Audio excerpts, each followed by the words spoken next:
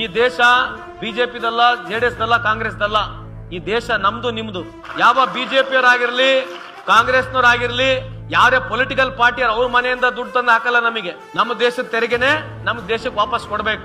Democracy system ನಲ್ಲಿ ಯುವಕರು ತಾವೇನಿದ್ದೀರಿ, ತಾವು ವಾಚ್ ಡಾಗ್ ಆಗ್ಬೇಕು.